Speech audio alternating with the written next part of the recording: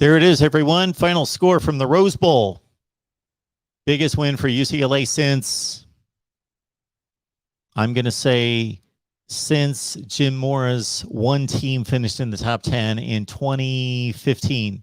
Something in that range, 2014 or 15, maybe 16. UCLA beats LSU 38-27. This was a game that most football people thought, okay, there's a talent discrepancy here, and LSU should be a significant favorite. For some reason, Vegas only has it at a field goal. It dropped to 2.5. I was too stupid to take UCLA. My heart was telling me the entire week, not that I root for UCLA, but it was just my instinct. Let's put it that way. My instinct for the last few weeks has been telling me that, especially after watching the Bruins take out Hawaii. I know it's Hawaii, but ever since that game, I thought they're going to win this game.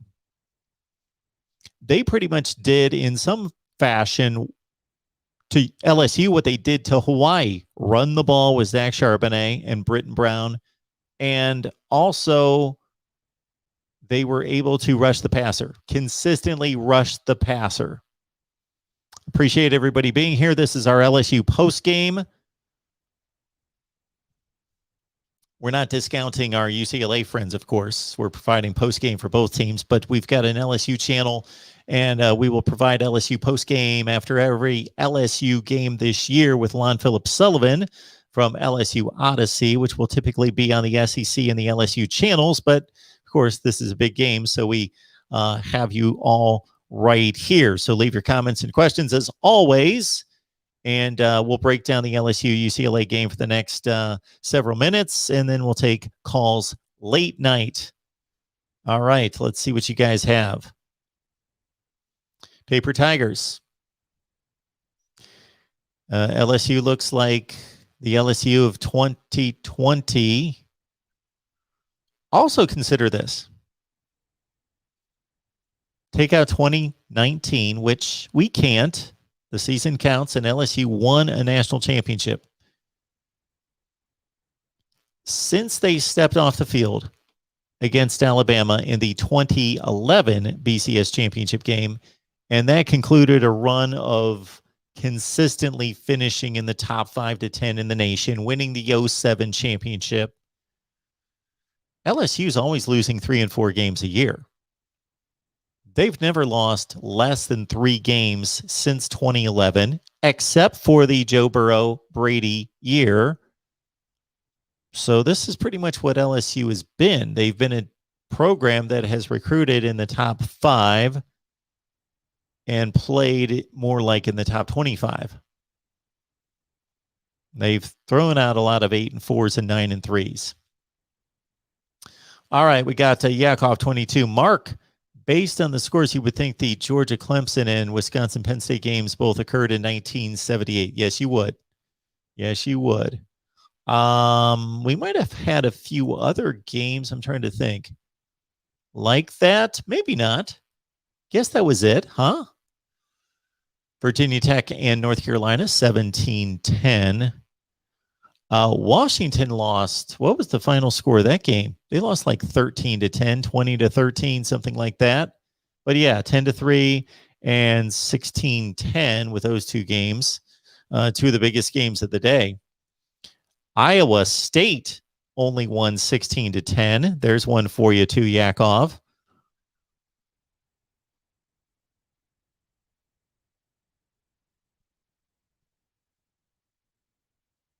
And I guess that's it when it comes to the throwback scores. Yakov, bold prediction, UCLA wins the Pac-12. Well, it's a lot less bold right now than it would have been 3 hours ago. Really good win for UCLA. Yeah, Chip Kelly. He's taken a lot of abuse and a lot of criticism, justifiably so. His team's been awful. He inherited a decent roster, but maybe he's showing us now and maybe showed us last season, even though they only went 3 and 4. If you watched them play, they were so much better than that. They should have been 5 and 2. They blew 2 double-digit leads in the last 3 or 4 minutes of games to finish 3-4. But maybe Chip Kelly still can coach. Maybe. Sue's got a score for us. BYU leads Arizona 14-0, and I'll have to flip to that game. No big surprise there. Hey, Tony. Big one for Chip. He was humble after the game for LSU hurricane situation. That's nice to hear.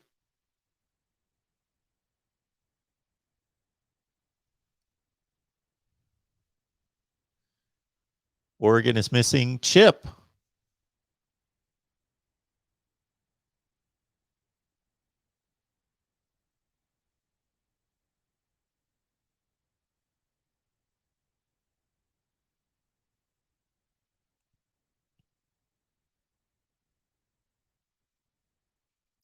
BYU going with the all blue tonight.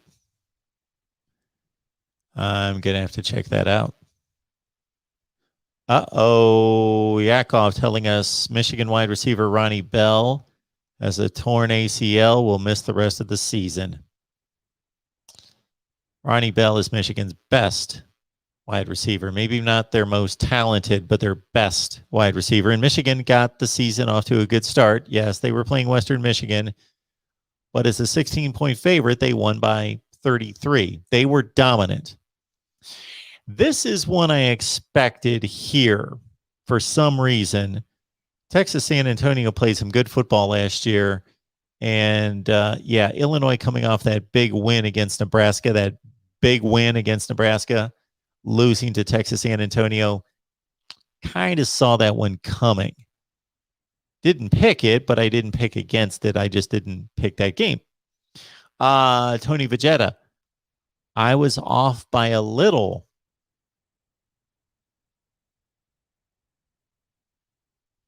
Guess that's better than being off by a lot. Tony, King Vegeta. I'm reading this and reading that at the same time. I'm sorry, King Vegeta. Don't know what you're alluding to, but thank you so much for the contribution. Appreciate that every time. Central Michigan will beat LSU.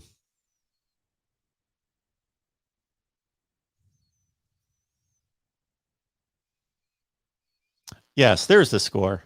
13-7. So Yakov, there's another 1978 score for you. 13-7 we had today.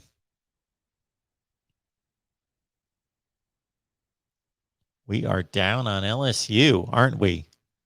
Now they can only beat McNeese State, Louisiana Monroe, and Vandy. Vandy lost to Middle Tennessee State. East Tennessee State, one of them. Middle Tennessee, probably. Michael's feeling good tonight. I know that. That was a good game. I would flip to it. Purdue, Oregon State. I would flip to it. Jack Plummer had a nice night. Well over 300 yards passing. Big plays out of David Bell. And I would flip to it, and Oregon State would keep scoring to get back within 2 or 3 points. And then Purdue would come back, and the teams traded touchdowns in the last 5 or 6 minutes like crazy. I don't know what the final was, but I think Purdue won like either by 9 or 2. They kept going up 2 and then 9, 2 and then 9. But again, I remind everyone, this is our LSU postgame show, and this only happens because of this guy, Lon Phillips Sullivan from LSU Odyssey. And again, our final score from the Rose Bowl tonight is UCLA 37 and LSU 28. So, Lon, you have a certain look on your face. I don't know if that's just amusement in that you just can't believe what you just saw, maybe. A little bit of that and a little bit of deja vu, too. I remember doing a few previews of LSU with you over this offseason saying linebackers, safeties were still a concern, still unproven. Lots of talent across the board. Can they prove it? Even with our preview show with Tony Syracusa, I said, we'll find out if Damone Clark is a big-time linebacker. Well, we found that out. Wow. And LSU's off defensive line actually allowing 3 or 4 yards. I couldn't remember if it was 3 or 4, but 3 or 4 yards before contact last year. We saw the same thing again this year. Just absolutely getting run over on. I remember saying in that preview show as well, Mark, if we were allowing 200 yards rushing against UCLA, it was going to be a tough night. It was not going to be the night that most people would have pictured for this team.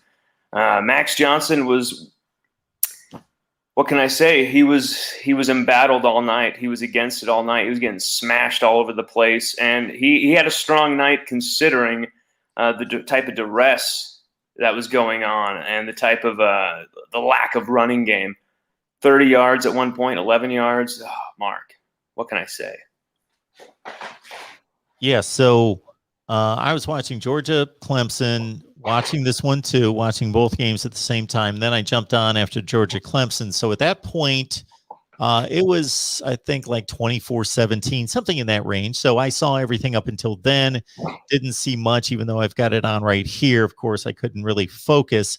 So let's kind of take this step by step and kind of run through the units or whatever you feel to be important. You kind of gave us the overview there, but I'm hearing offensive line. I'm hearing pass blocking there. Max Johnson, 26 of 46, had to put it up 46 times. Obviously, once they got behind in the second half by 1 to 2 scores, 3 touchdowns and 1 pick, did throw for 330 yards.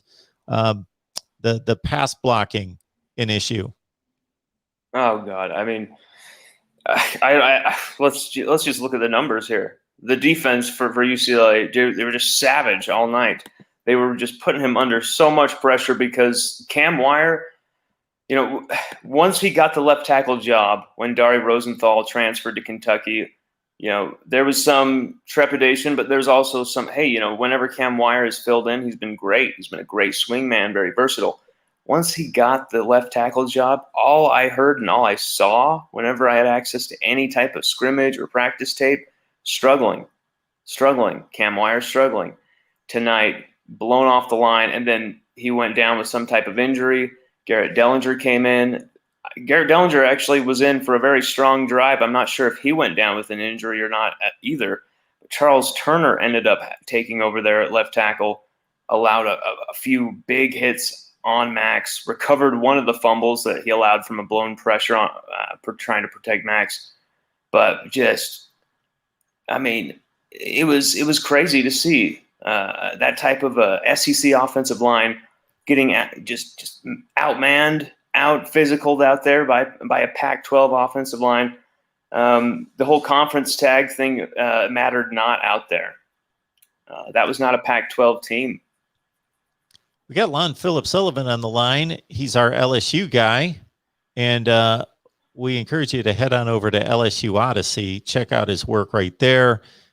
Lon has a tremendous resource of contacts within the LSU community, whether that's players, former players, family, a lot of connections there dealing with the former teams, the current team, obviously, and recruiting as well. The next thing that jumps out to me that needs to be addressed is 46 pass attempts. And I know once they got behind in the second half, at some point you've got to throw it most of the time, but still 46 pass attempts. They ran it 25, but they really ran it more like 15 or 16. Max Johnson had 11. Most of those were just scrambles in which he had to run. So no John Emery tonight, correct? Yep. He was out for academic issues. Yeah. Academic issues forced him to not be a part of the roster tonight. And, I think it would have also helped to free up Ty Davis Price. That usually they're complementary off of each other. John Emery helps to wear them out. Then Ty starts to find more holes.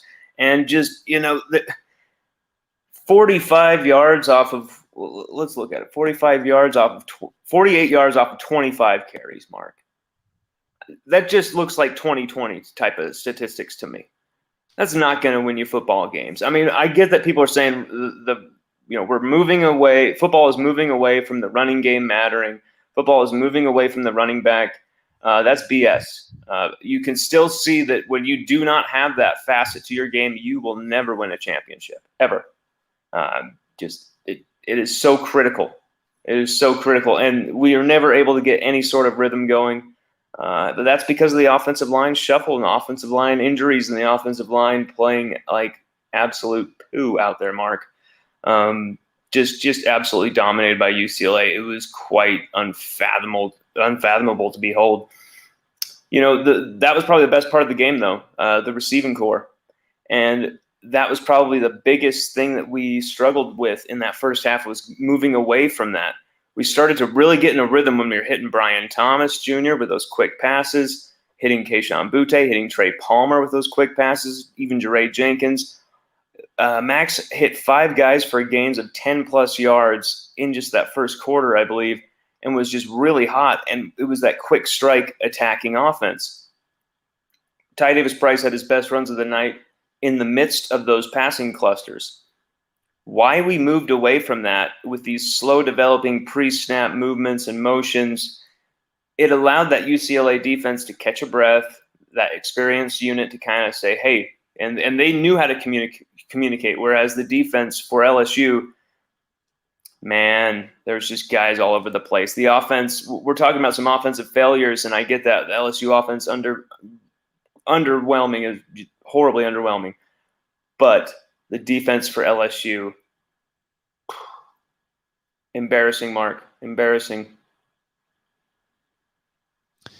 While we wrap up the offense, Lon, that I tried to convince you, I don't know how many times this offseason, that Kayshon Boutte was the best wide receiver in college football. That's a little inside joke between Lon and I. So Lon is convinced that Kayshon Boutte is the best wide receiver in college football. For the record, I don't know who the best wide receiver in college football is. I'm just saying that he might be, he may not be, but he's obviously on that very tiny short list. He's exceptional. Man. 9 for 148, 3 touchdowns. He kept them in the game with an exceptional night. And he even dropped a touchdown too. That's the thing. He dropped a touchdown as well. They're in the red zone. Just unbelievable from him. 5 gains of over 10-plus yards, including a few 40-yard scores where he just looks like he glides the mark. Definitely the best part of the team. I don't know why we didn't just keep going to him at the start of the third quarter. Just keep going to him, because it was working. 11 targets overall, 9 catches. Did have those 2 drops, but still, just so explosive, so dynamic. Brian Thomas Jr. as well. We stopped going to him. He stopped being involved. I don't know what was going on there. 1 catch. Yeah. And it was probably for 18-plus yards or something. Yep. Really, really good play. But Trey Palmer, he had a good day, but once again, 7 catches for 47 yards. So it's middling. It's middling.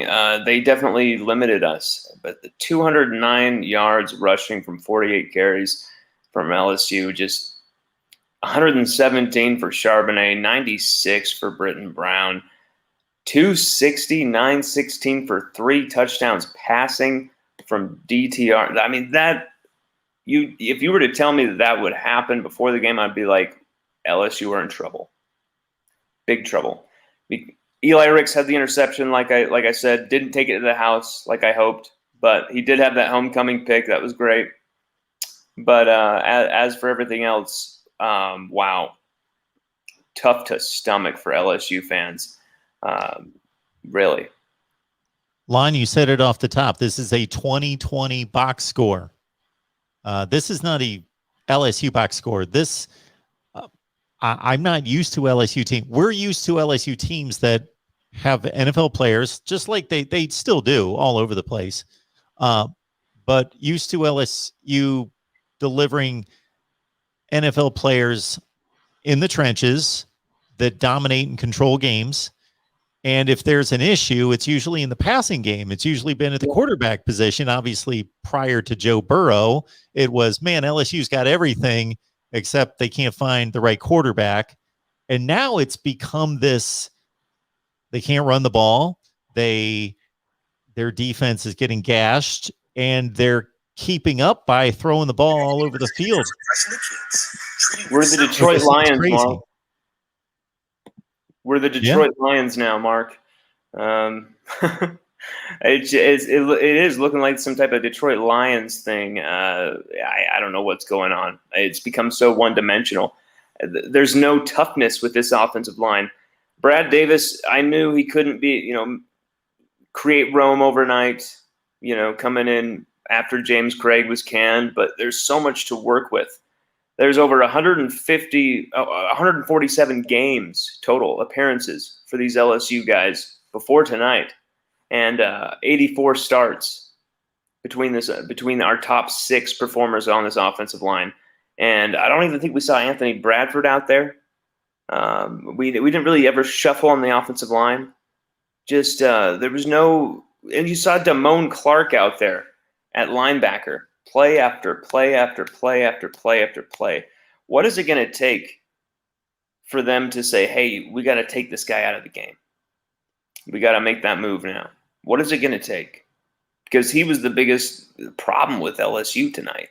I mean, I'm just going to say it. It's the same thing every time.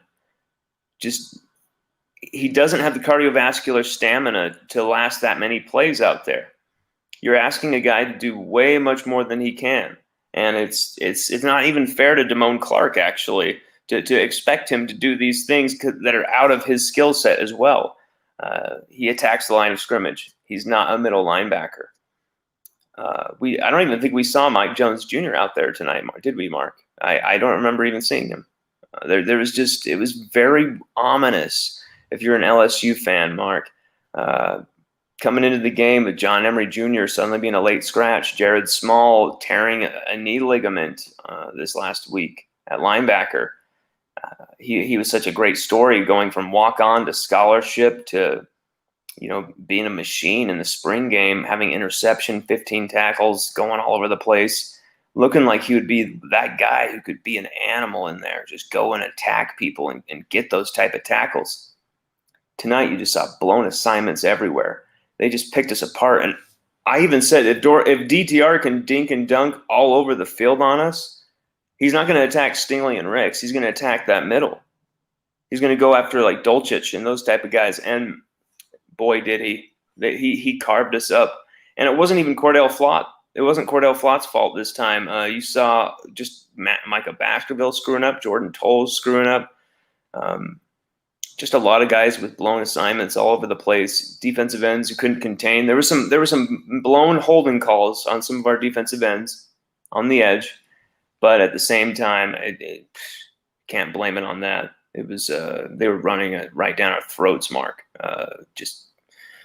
They were kicking our ass, Mark. There's no excuses. The one good thing about this is, in a way, we can use this as a warm-up game. We can actually still have our goals ahead of us if we can vastly improve, maximize our talents in the areas where the talent should be there. If our coaching staff can figure it out. But man, what a bad preview, and it's bad for the brand. It's bad for the brand of LSU to be losing in the Rose Bowl in such a fashion. You lose to Chip Kelly's Cinderella UCLA on a last-second field goal in a wild game with some crazy turnovers, some crazy just football plays, just football magic. Okay, that's fine. That's not bad for the brand. That's a great moment of football history. You lose in a way like that where you're getting pushed around by UCLA's offensive line and defensive line. Doesn't look good. Does not look good. Because like we talked about in the preview, UCLA had the one game under its belt, and that was against a team that you can't compare athletically to LSU, and they were able to run at will. And we talked about, okay, are they going to be able to do that against LSU? And conventional wisdom is no, they're not going to be able to do that. DTR is not going to be able to throw 16 passes in a football game and score 38 points and hit on 9 for 260 yards. So they're averaging almost 30 yards per pass completion. Just a ton of missed tackles. You saw Derek Stingley missing a tackle like that. We're talking not just missed tackles where the guy is just stronger and better and faster. We're seeing embarrassing missed tackles, lack of effort missed tackles. I'm not going to shy away. There was a bunch of just I don't know how to say it, Mark. LSU need to man up. I really don't know how to say it. That was disgusting. That was embarrassing. That after 2020, the type of defensive displays that this same group of players put on, they do that. They can't do that. They can't do that. You can't repeat that. I understand the distractions. I understand everything. I can't understand performing like that, knowing what's at stake, knowing who was watching. The eyes of the world, the eyes of the college football world were upon LSU to come back and say 2020 was a fluke, and we failed miserably. So, Lon, another thing we talked about a lot in the offseason was obviously the dismissal of Bo Pelini, the change in defensive coordinators, and most likely defensive approach. Did we see that tonight in regards to just scheme, that they took a different approach? What was supposed to be the difference between the Bo Pelini defense and the 2021 defense? The Pelini defense was just an outdated base scheme, 4-3, just two high safeties, easy to attack over the middle. But, we were supposed to see an exotic scheme, mixed sets, smart rotations, sometimes even three safeties on the field, whatever it takes to get the right matchups. There was hardly any adjustments made after the first half. I saw some tiny adjustments in the first half. They're like, okay, I see this new guy on the field. He's making some impact here. Okay, I see this dude.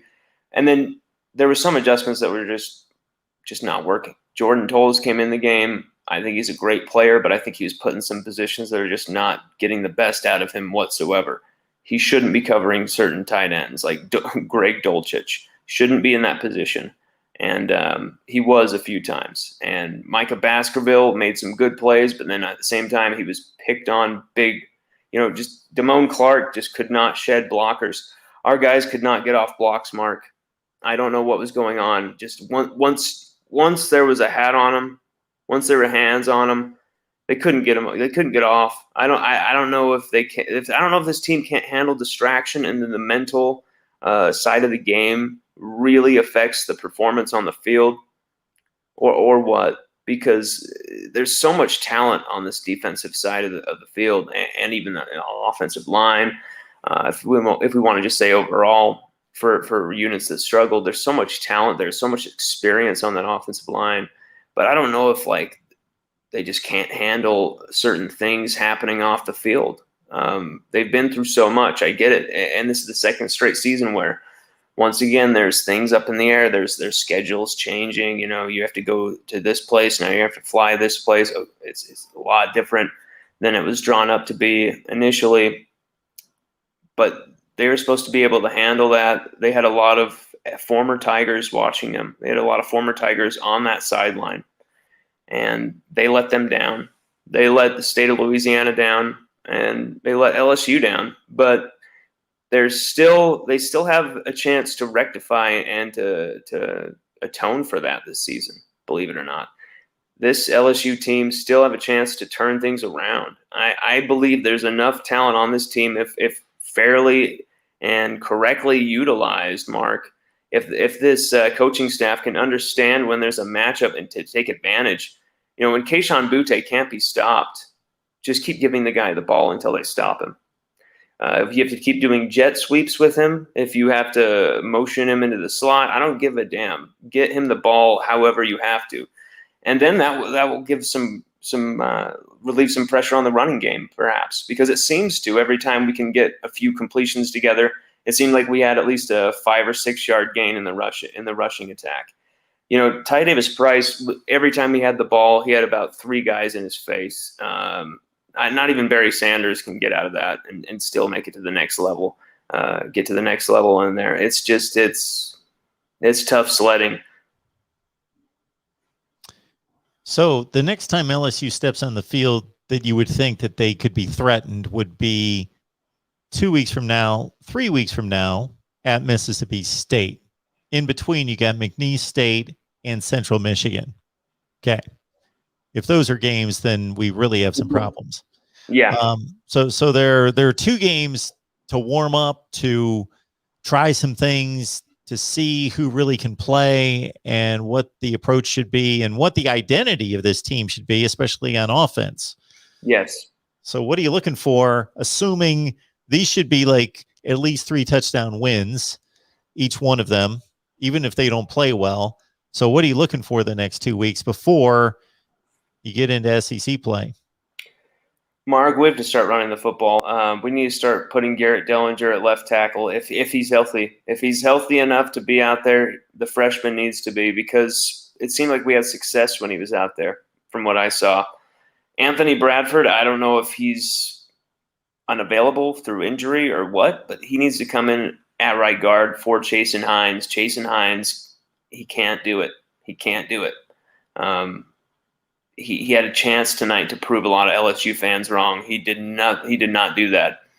Across the board, we need to figure out some type of identity on the offensive line. I know Brad Davis is gonna coach him hard, Mark, but it seems like this offensive line isn't durable enough to be able to maintain a strong rushing attack. But we need to start running the football. If we can't run the football, we can't help out Max Johnson. We can't protect Max Johnson. We're always in obvious passing situations where the defensive coordinator knows exactly what to do, exactly how to attack us. And it doesn't matter if we have great, strong talents on the outside with mismatches. But we need to take advantage of those mismatches as well, though. We stopped giving the ball to Jack Besh. Jack Besh was a big mismatch for him early. Had a few big plays, had a penalty on him, I believe it was, or maybe just got hit in the face when he was going up for the ball. But we seemed to take him out of the football game, and Besh needs to stay in there. Besh was hot when he was in there as well. Jeray Jenkins, he needs to step up, get the ball more. He needs to demand the ball more. He needs to get open more. He needs to get some more yards after the catch. There were some drops all over the field too.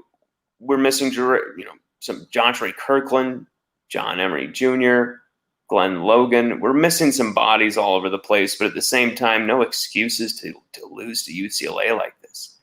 But the only way we can really get through this is by just playing the games, Mark. I really don't even know how this coaching staff can figure this out, except for just to have these guys play their way through this. And I don't think this is really too on the coaching staff. I think it's guys just missing tackles. I didn't see Durante Jones's scheme really being too out of whack. Did you see anything really wrong with his scheme? I didn't feel like there was too much that was wrong there. Yeah. UCLA was able to do to LSU what they were able to do to Hawaii, and that was the offensive line in run blocking, and the backs, especially Zach Charbonnet, just playing like men. And then that opened up the passing attack. The passing attack didn't have to be devastating, but when you're running the ball that well, then your quarterback's going to be able to play action and have all sorts of time. And that's the result. When you can run it for whatever the yardage total was, and like you said, Charbonnet's was ridiculous, 10 plus yards, 13 yards a carry, whatever it was. You're going to throw the ball, have the luxury of only throwing 16 times, but making those count for huge yardage. Yeah. Our guy Joseph Barrett's on the line asking, Lon, what is the temperature of LSU's fan base with Edo? I see a lot of fans kind of jumping back and forth. I see a lot of fans who are, claim to be the strong, old, faithful defenders of the faith with Coach Ed Orgeron being really back and forth. When losses like this happen, they go for his head. Behind closed doors in those chat rooms, on the forums, as well as, on social media, public platforms, right, for everyone to see. It seems like there's a lot of people thinking, the emperor has no clothes. The coach has been found out. It really was Joe Burrow. It really was. Yeah, I don't believe that just yet. I don't feel like we've seen evidence for that just yet. But this is a big hit. This is a big hit. There's no question. Is it on Coach Ed Orgeron? With all that's gone on, with all the hurricane distractions, for him as well. I mean, his family, his mother lives down there in Lafourche, a place that was absolutely ground zero for the Hurricane Ida, absolutely ravaged. They've been through a hell of a lot. Coach O as well. Coach O, I don't think there's evidence for him to really be on the hot seat for me right now. I still think we will see evidence for that by the end of this season. Depending on where LSU are by the end of the season, I think it would be very definitive where we're at as a program. We're trying to take that move from being a team that wins championships, a program that's winning championships, to a championship program. And can Coach Ed Orgeron be that guy? I think he can. I think he has. He's done it. He's obviously produced the greatest of all time college football team. He has the pedigree. He knows what it's like to come back from calamities like this game as well. There's never a more dangerous or stronger LSU team than a team that has their backs against the wall like this team will, not only coming into McNeese State, but then Mississippi State in a few weeks from now. Going into the teeth of that SEC schedule, but here's the thing. No more mistakes from here on out, Mark. It's one more loss and we're out. We're out of the CFP contention, out of the likely SEC championship game contention. But we'll see what happens, because this season there's so much that can still go on. There's so much still up in the air. There's still so much football to be played, but it's going to be rough and tough sledding for the LSU Tigers at each game here, because the target's on the back. Everybody knows exactly what they have to do against us. It was a bad matchup for us tonight. If you were to tell me this LSU defense is just like a 2020 defense, that's exactly what I'm seeing. That's what I wasn't seeing through practice or scrimmages. I've seen a really tough, hard-nosed team. I don't know what was going on. And so if someone were to tell me that's what you're going to see is this 2020 team, I'd be like, wow, this is a bad matchup for us, because UCLA play at old school. UCLA's 2-0. They beat LSU 38-27. Tigers again, McNeese State and Central Michigan the next 2 weeks before they dive into SEC play at Mississippi State, and then Auburn, Kentucky, and on down that SEC gauntlet. Lon's our guy talking LSU football. He's going to be hosting Postgame on the Voice of College Football. And, of course, you see it right there on the banner, LSU Odyssey. Got to get there. Check out the information, the insight, recruiting updates all the time. He's got you covered across the board. Lon, we know it's difficult for you to take in a loss and you're still repping proud.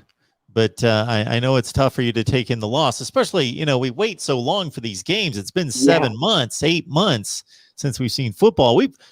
And especially these week 1 games, we talk about them for 7 or 8 months because that's the only thing we've got to talk about. So we've been talking LSU and UCLA to death, and it finally gets here, and this is what it turns out to be.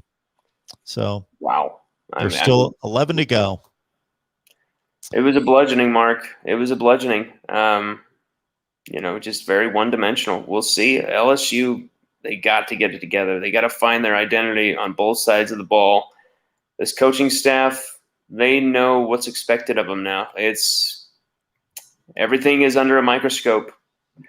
They got a lot of love when they came in. Unlike a lot of new coaching staffs, LSU's new coaching staff, Mark, was embraced just across the board. Everybody welcomed in Durante Jones, Andre Carter. We were very positive about Jake Peets, but now it's going to be like, hey, prove it or lose it right now, because Coach Ed Orgeron, there's a lot of people thinking he's betting his LSU career on this staff success. So, Lon, good to see you as always. Appreciate you being here. Hey, good to see you too, Mark. Have a good Saturday. You too. Tigers. Bye-bye. Lon Phillips Sullivan, LSU goes down to UCLA 38-27. We may have Tony Syracusa stop by. He's at the Rose Bowl, I'm almost positive, and may see the message, may be able to join us. I told him, don't worry, don't go out of your way, but at the same time, hey, we are here to talk UCLA on that side as well. All right, I believe we will take some phone calls. So I got to get the line set up. Give me just a minute here. This won't take long.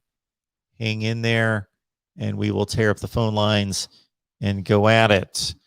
We had post-game coverage. Right now, if you're wanting to talk some Texas A&M football, head on over to the SEC channel. Check out my guy, Andrew Hattersley. Does an amazing job with Gig'em 247 Sports.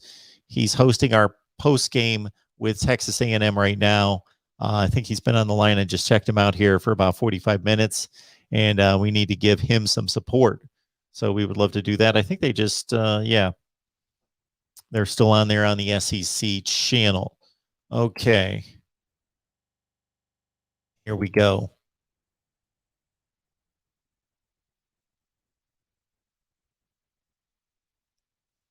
And King Vegeta and Kyle, of course, appreciate the super chats. You know that.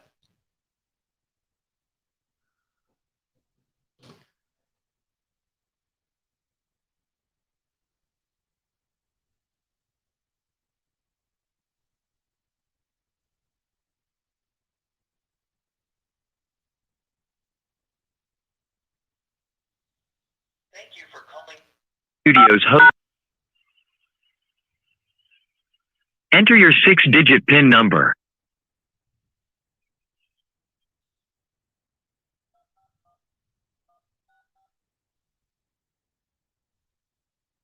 Welcome, host. You are now in the host room and can manage your callers. Okay, folks, we can now take your calls here at the Voice of College Football. We got 3 lined up already. So here we go. Welcome to the Voice of College Football. Who's on the line? Hello?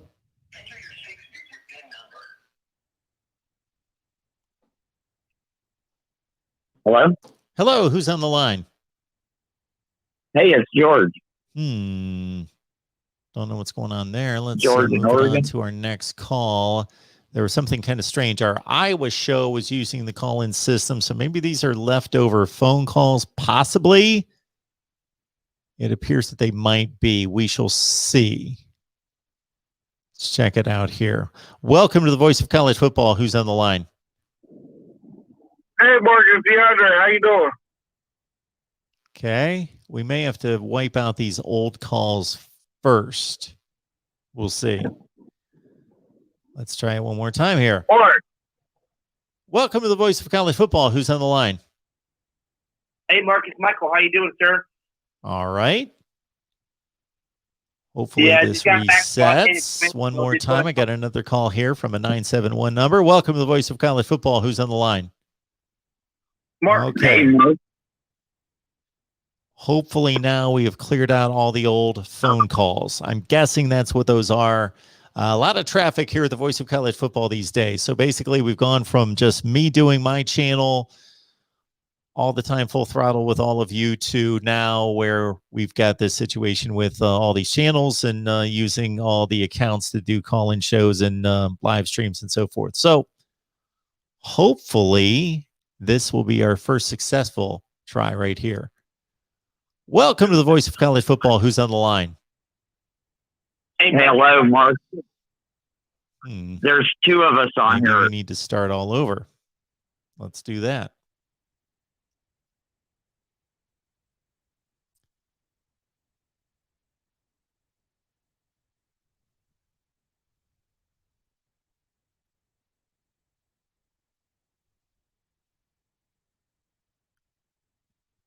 Thank you for calling Call-In Studios host and call screener line. Please enter your show or enter your 6-digit PIN number.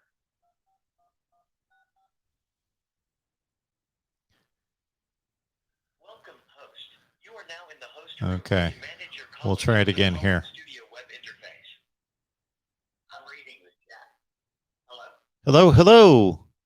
We got somebody on the line here. Welcome in. Who do we I'm got? reading the chat while we do this. These people are laughing. Hello, who's on the line?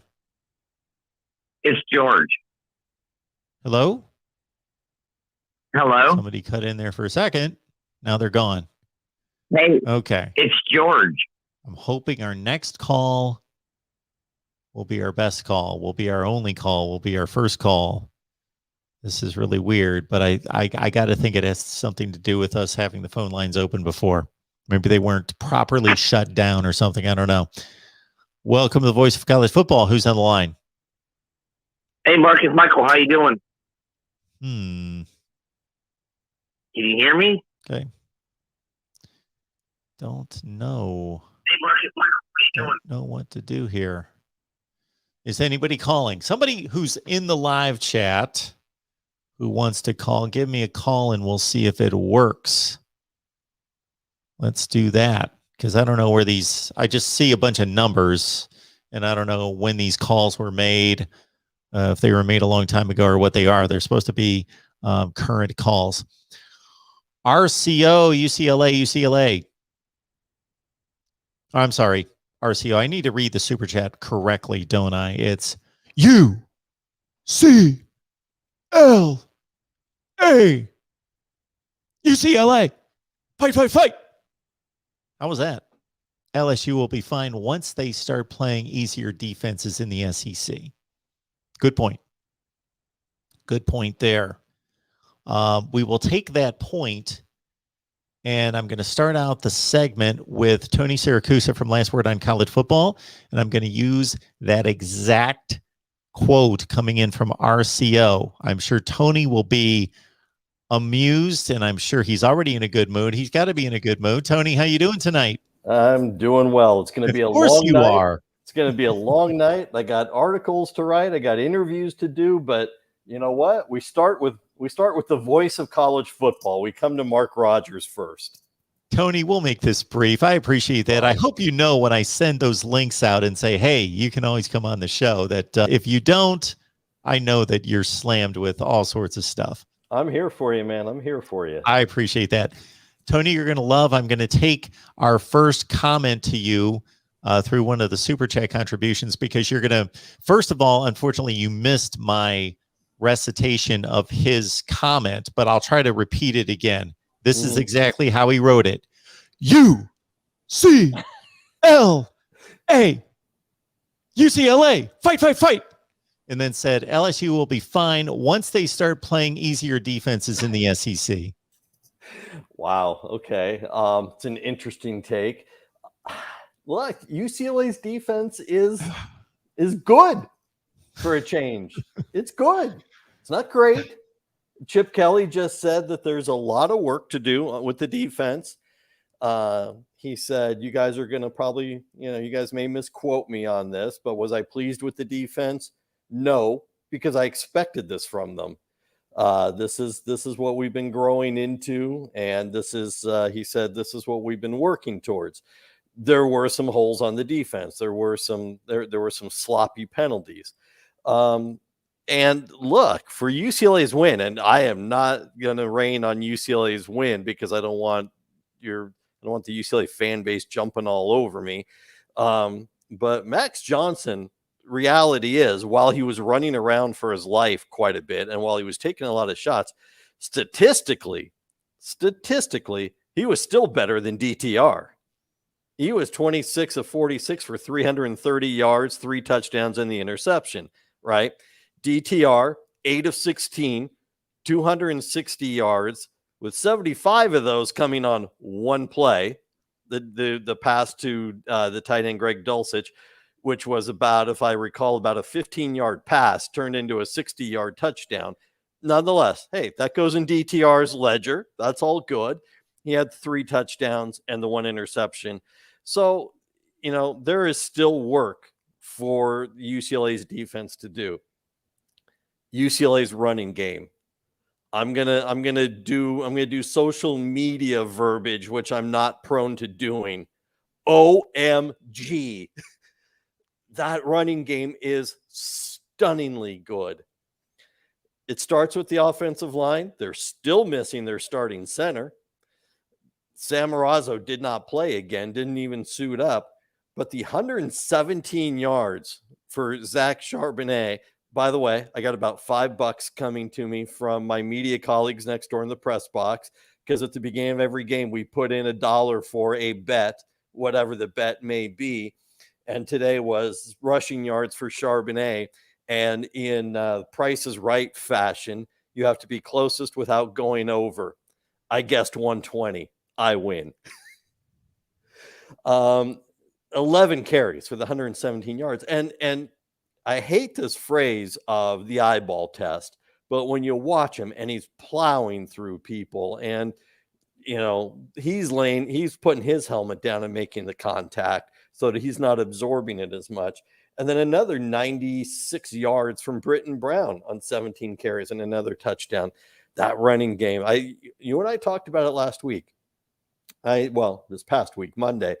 I said, if the game is going to rest on DTR's shoulders, be scared. It didn't. It didn't have to. He ran the offense. He ran it fine. He did a sufficient enough job. He found the receivers that he needed to find. He lost way too many yards in running around. At one point, he was minus 35 yards rushing because of the sacks and the tackles for loss. His decision-making in those moments is still a work in progress. But that running game, wow. I mean, it's something to watch. Let me make another point real quick before you go on to whatever your next question is, because I know I'm rambling a bit here. Chip Kelly always wants to talk about all the games are the same. We had this whole kerfluffle this week with the media where he said this is our Super Bowl, but it's also LSU Super Bowl because it's the game that you're playing this week. And that's the way every coach does. And a digital media outlet just went with the headline, Chip Kelly says this is their Super Bowl. And it created quite a bit of discontentment with the UCLA media department. Having said that, and having said that Chip Kelly likes to play every game the same as if they're all the same, there's no way this was the same. Let me tell you what happened on the field after the game. All right. There's confetti going everywhere. There was no confetti after the Hawaii game last week, I assure you. The fans on the UCLA there was nobody side, there to throw the confetti. exactly. Last week. Exactly. The fans on the UCLA side didn't want to leave. The players were going over there celebrating. Martin Jarman, the athletic director, was standing out front of the UCLA tunnel, hugging players as they ran off the field and high-fiving players. Pac-12 Commissioner George Kliavkoff was on the field, high-fiving players as they ran off the field, because this was a big win for the Pac-12. Look, after Washington, embarrassed themselves tonight against Montana, the Big Ten and the ACC probably want to rethink the alliance. So thank goodness for this game, tonight. Kliavkoff was there. Kliavkoff was celebrating. This was not just another game, no matter how much Chip wants to say it. Astutely stated. Yeah, I saw the confetti. I had to jump on here after the Georgia Clemson game, so it was around 24-17. I was watching every play, and then I kind of lost track and just would see the score, so I kind of lost track. I would see UCLA break off these big plays. But, I noticed the look on Chip's face and the confetti raining down, and I thought, yeah, this is big. This is his biggest win at UCLA. He won't say it, but I will. It's his biggest win at UCLA. It's not even close. No, it's not. Okay. It's not. And this build, look, now they have a week off before they face a good Fresno State team in 2 weeks. And Fresno State gave Oregon all they could handle today. And Chip said, we're going to celebrate by starting practice a half hour later on Monday. The players can take an extra half hour to sleep in. So congratulations to them. And that's his way of trying to rein them back in a little bit, get back to reality. And he called it an improvement week because you don't have a game to prep for. So you're going to work on a lot of these things. Look, Max Johnson, for whatever his flaws are, he was finding those slant patterns and the crossing patterns wide open way too much tonight. And UCLA needs to fix that going forward. So What do you point to? We had our regular conversations during the off season in terms of the difference between, and I know it sounded like I played up UCLA's improvement last year a little bit more than you did. That you saw it, you thought it was clear that they were better, but still not good enough. Where I thought it was fairly substantial. But is it all these transfers, these new players, the Britton Browns and the Zach Charbonnets? Is it guys that were already with the team this significantly better? It's a little bit of both. It's growing up. There was a scene on the field after the game. A lot of the LSU fans had already gone. And some of the UCLA players, many of whom hadn't even played, were down at that end of the field, waving goodbye to them and kind of doing some smack talking. And 6th-year senior Jordan Genmark Heath, a transfer from Notre Dame, came and got in their faces, the players' faces, told them to grow up, go back with the team, stop acting like the fools. There's a level of maturity that has not existed. There's a level of ownership of that maturity that has not existed in previous teams during the Chip Kelly era. And so, you know, we get all this talk every year about, you know, we're better. I've never seen a camp like this. All the players always talk like that. It is about the play on the field, because it is about the offensive line. It's about the running backs. It's about a better defense, but it's about a maturity level that has not existed here before. And I'm talking about a mental and emotional maturity on the field. Interesting. It's good to see, even if you have no rooting interest, just to see, again, I don't say this just because you come on here representing UCLA. This is authentic, that this program fascinates me in a unique way because of the things that are inherent that I think that they should be able to play on, that should speak to a good program. I will say one last thing that you hit on and then let you go, Tony. It appears as though because I think the cleaning crew's about to kick me out. Absolutely. Of here. It's probably a good thing they got the bye week before Fresno State to kind of get through this and then be able to reset and not get overwhelmed by the quick turnaround and then Fresno State. Tony Syracusa, last word on college football. Join his articles there because we get so much great feedback here when you join us, Tony, that people need to join you on Last Word. Congratulations on the big win, Tony. We'll see you soon. All right, Mark. Thanks. We will have the article for tonight's game. We'll have it out in about an hour, so you can look for it then. Excellent. Thanks Tony. My friend. Take care. Ya. All right. Tony Syracusa, last word on college football. I think we can take calls, and I think I will be able to get them. I think if I switch one thing over and go back to the earpiece, we will be okay. We'll try. We should be in good shape. Give me 2 seconds here. The phone lines are still open, and there's some calls there. And I apologize to the callers that called right before.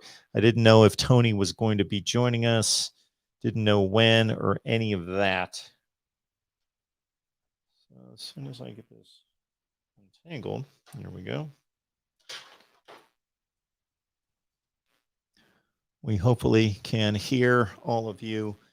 I just thought that possibly it had to do with an earlier call-in show on another channel. Possibly. Hopefully not. We've got 3 callers on the line at least. So let's get to them. And again, thank you so much for your patience. Welcome to the Voice of College Football. Who's on the line? Hey, Mark, it's George. There you go, George. George, I think you would call before. I'm looking at the phone number. It looks familiar. So thanks for calling back. Sorry that we were having some issues there. I could tell something was wrong with the phone system. No big deal. What's going on? You know what I did? I turned off all my Wi-Fi. I have a tablet going and a phone, and I thought maybe somehow they were getting interconnected, so I just turned one off completely just to do my part. Well, appreciate that. Yeah, we've got all sorts of call-in shows and post-game shows going all over the place. So I think maybe it had something to do with the it already being logged into and all that other stuff today. But anyway, Florida I'm sure wins that's tonight. what it is. Oh my God! A couple observances I had from today. Yep. Alabama's quarterback Bryce Young looks like he's 17 years old, and he just set a world record. Yeah, he's amazing. He's fine. He's all the talk we had during the offseason about, people saying, oh, he's not going to be any good. He doesn't have any experience. That's ridiculous. Nick Saban is not putting a quarterback on the field who's not prepared to excel. Just not going to happen. This isn't what I call to talk about, but I got to get this out right away, okay? Yep. And then I just want to move on, okay? Georgia Bulldogs scored 3 points on offense. 3. Mm-hmm. Okay. I think Florida found a quarterback named Anthony Richardson. He really is just incredible. I feel sorry for Emory Jones. Maybe Emory Jones will develop as a backup. But you should see this guy. He's 6'4", 250, and he can run like a deer. So what happened in this game, George? Did Jones start and play quite a bit, and then they brought in Richardson? What happened? Yeah, we just had to at the end of the day. Emory threw an interception, and then he miscalled a play or something, and he was like a deer in headlights. You could tell by the look on his face he just wasn't ready. And that's Florida Atlantic. Mm-hmm. Imagine if that would have been Alabama. Okay, so we can expect them to make a switch, you think? Anthony Richardson, they call him AR-15. Yep. He didn't look out of place at all. He looked like he was totally comfortable there, having a good time. He ran for 73 yards and a touchdown. He's unbelievable if he takes off running. He's not like other people. He's a running back. He's 6'4", 250. So I don't even know. What else is 6'4", 250? 6'4", 250. That's serious. And he can throw the ball 100 yards and all that. But we thought he was going to be our backup, that we were going to play 2 quarterbacks like Tebow and Chris Leak. But he has to take over now. If Mullen puts Jones back in there to start, it's going to freak Gator Nation out. So what I'm looking at, and these are just stats. This doesn't mean, it's who knows. Emory Jones hit 17 of 27 for $113, which means he basically was just dumping the ball off. He didn't throw the ball downfield. 1 touchdown, 2 interceptions. Against FAU. Right. So, only 113 yards on 17 completions. And Richardson ran for 160 yards. Right. He was leading rusher, and he only played a few downs. And the only reason he ran is because the protection broke down. It's like the worst thing that can happen to you. If you're opposing us, our protection breaks down and Richardson takes off. Because most guys are just jumping out of his way before he runs over them, 3 for 8 passing, though. Yeah, it could have been better. What Mullen was doing, Mullen was letting him throw like 60-yard passes on first down just for the fun of it, because we had already won the game. Yeah. Okay. Interesting. So 2 weeks to Bama. I've been sticking up for LSU. I can't do that no more. That was so embarrassing what happened tonight. They made UCLA look like a college football playoff team for real. They pretty much did. UCLA was just incredible. UCLA. If LSU turns out to be any good, then UCLA did look like a college football playoff team tonight. That was impressive. Right. Congratulations to Kentucky and Auburn and all those other teams that won their games. Even Michigan won. Wow. Michigan won. Sure. Georgia scored 10 points and won. Three points. I don't know if you heard this, George, but they only scored 3 points on offense. Michigan? No, Georgia. Oh my God. I just can't get over this. I thought I was going to have to say congratulations, Georgia. Instead, I put hashtag Georgia sucks. It's just too hilarious. 3 points on I offense. know Oh my as God. a Gator fan, you like to find any angle that you can, but you understand that they won the most important game of the day. You have It's to a admit Kirby that. Smart thing. Kirby Smart is like, if I can't beat you when we score 3 points, I don't want to win. That's his philosophy. They won. Because they got a lucky interception. Otherwise, it would have been in overtime. That was a lucky 3-3. interception. Really? I thought it was a pretty amazing play on the ball. Saying. Okay. All right. All right. I saw the replay. All right. Kyle Pickett asked me to call in, and I just felt obligated after the other night.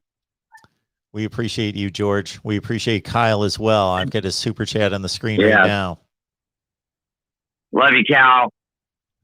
You're a good fan. We've got a good group. We've pulled together here in the last few months in regards to building the viewer base here, the fan base, the whatever you want to call it, the community. You know what really makes my day? I know Uncle Lou is at home right now feeling exactly like I do. He is ranting and raving internally about Georgia. Like, seriously, Kirby? 3 points? We're going to do this again? Anybody that can score 11 can beat Georgia. It's just a bad joke. With that defense. I don't know if anybody is going to score 11 on that defense. I'm pretty sure somebody's going to. Maybe more than one person will. Okay. Hey, Kentucky looked good. They were playing an awful team. Yeah. Kentucky looked good. Yeah. Okay. I saw the score. Of course, I wasn't going to watch Kentucky play Louisiana Monroe. There's a few other games out there to watch. All right. I'm going to move on to these other calls, George. Right. Appreciate you getting our night started I'm here. I'm looking forward to Jacksonville. See you later, Mark. See you, man. Next up on the Voice of College Football, who's on the line? Hey, Mark, it's Michael. How you doing? Michael. So you went to the Purdue game tonight. Hey, I just want to give you a quick update. BYU's winning now 21-13. 21-13. 2 minutes ago in the third quarter. I've got that on DVR, and if I want to stay up all night, maybe that's what I'll do. Oh, I'm sorry. Catch everything. No. I don't mean that I have to be surprised. No, I don't care about the game. When I rewatch games, it's just for information's sake. It's just to get familiar with the personnel and all that. No, I don't need to be surprised about who won. So thank you for the update. Yeah, you're welcome. Of course, as you know, there were other really big national games on that I was watching, but I was certainly checking back into the Purdue-Oregon State game, especially in the second half, and it looked like it was a lot of offensive fireworks, especially in the fourth quarter. Yeah, Oregon State had 175 yards in the fourth quarter, and they traded both the touchdowns and stuff like that. But the last one, they stopped them, and then I think it was a third down play when Plummer found Durham on the right flat, and it was a third down play and converted it and stuff like that, which was pretty much nice game. But no, I got to give Oregon State credit. They did have a decent game tonight. Even though their first touchdown, they did do some trickery and stuff. So did a little razzle dazzle. Had Purdue off, but it seemed like in the second half, Purdue really stepped it up. Though there was some issues with the O-line for the most part. Plummer just had a pretty decent game tonight. And I thought some people said that Purdue's offense, they did try to mix stuff up, though. They did try to take field goal a la Ohio State, but it ended up being an interception. What impressed me is, though, even though they had 300 yards passing, 313, they did have 88 yards rushing. I think that's going to be a sign to come, because Braun did say he wanted to focus more on the rushing game this year to alleviate the pressure for Plummer. Yeah, you had one of the worst rushing attacks in the nation, as you well know, last year. But I see that you still have Xander Horvath is still around. Had 81 and a touchdown. Okay. Yep. And he had another nice run, but I think it was taken back, too, because of the penalty and stuff like that. But for the most part, yeah, it's a game in Louisville tonight. It was literally a packed College State Stadium tonight.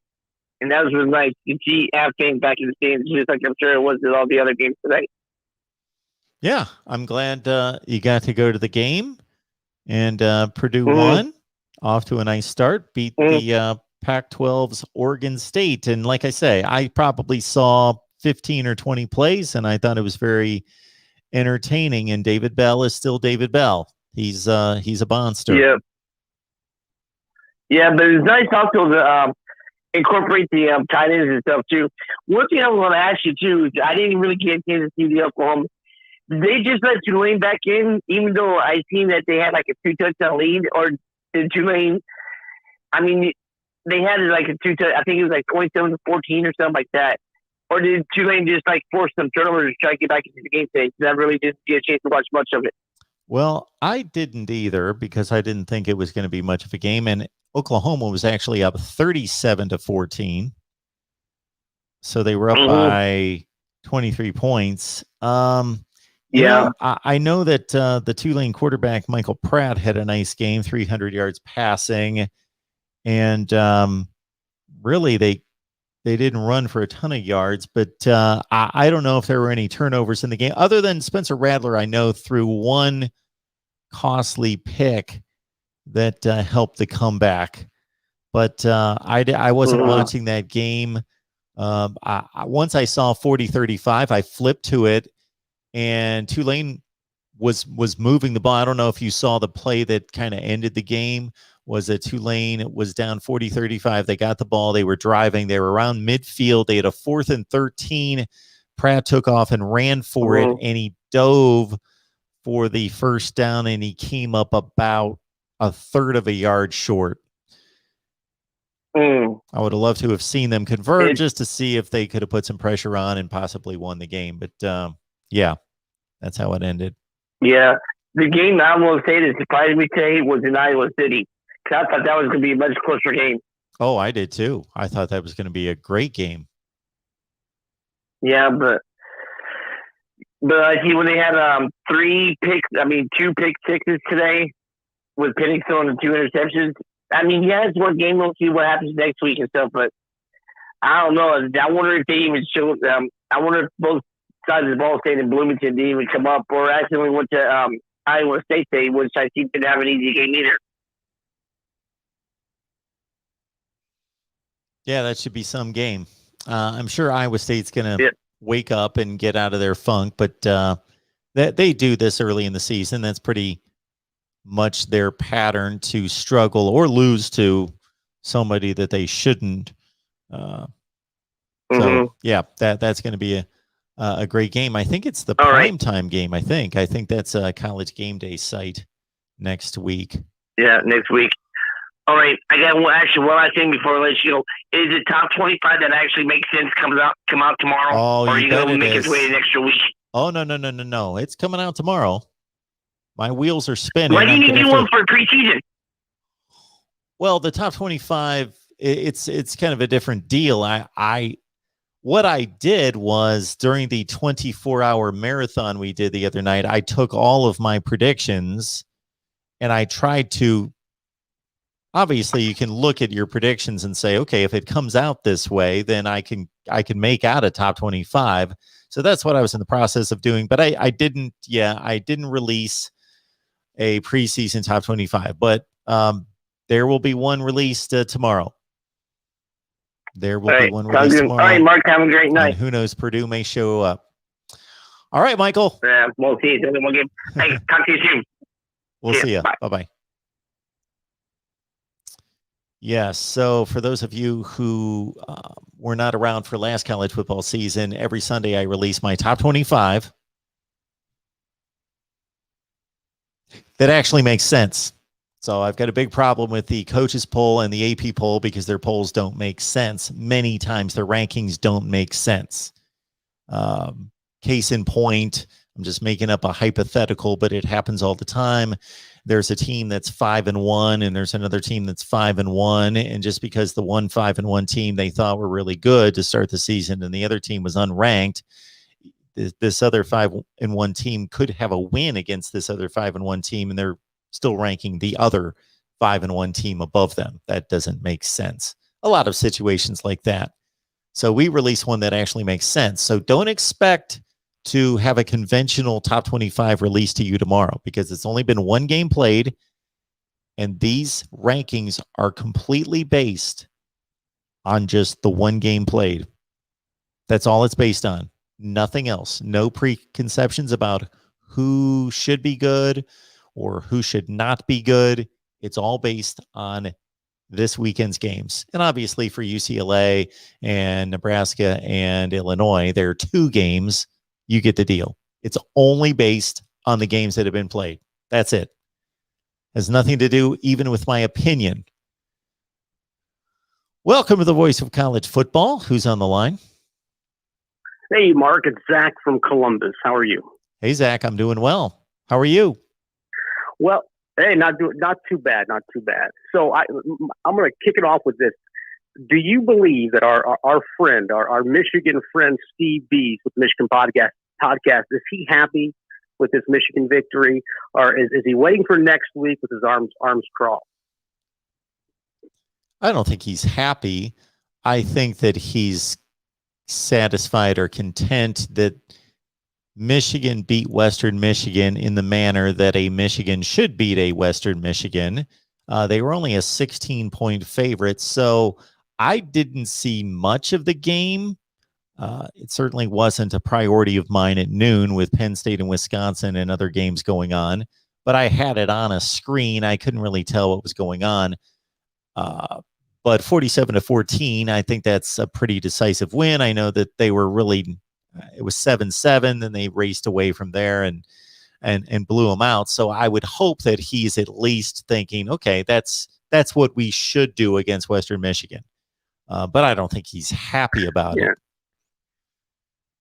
I agree. I mean, Vegas, they've been doing a really good job with all their algorithms and the system they have in place of getting these games really calling them really. I mean, that's what they're in the business of doing, right? Making money, calling these games accurate.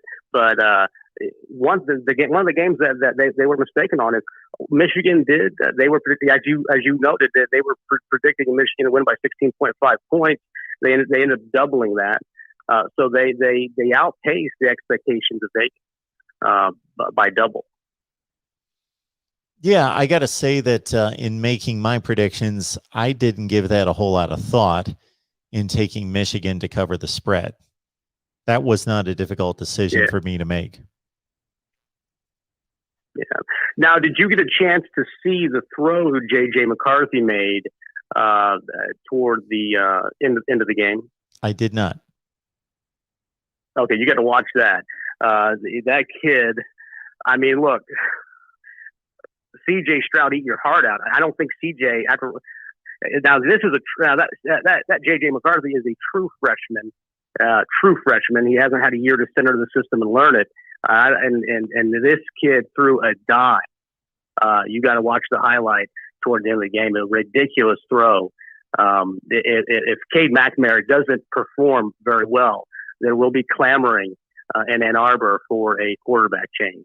And that's just, I mean, that's you know how college football fans are. They can get riled up. They see a young talent come out, and even if it's not a big body of work, but they're making throws across field, across the body that they shouldn't be making, but they're making them. There's going to be clamoring if CJ or if K doesn't perform. Well, the last comment that you made means everything. You said if the team does not perform, correct? I'm saying if Cade McNamara doesn't perform, if he doesn't do well, and he's yeah. So no, what's your take on? I have a question. What's your take on this? I think that if you're a smart OSU fan, you root for Michigan 11 weeks out of the season. I think if you're a smart OSU fan, you don't care. I get your point that you want the rivalry to be all that it can be. I get that. So you know as well as I do that fans approach rivalries and conference affiliation different ways. You've got your fans, your Ohio State fans, who say, I want Michigan to go 0-12. Then you've got your Ohio State fans that say, I want Michigan to be 11-0 every time we play them because I want to ruin their season. I want this game to be as big as it can be on a national stage. And so I see both points. And there's various people in between that say sometimes I root for Michigan, sometimes I don't, whatever.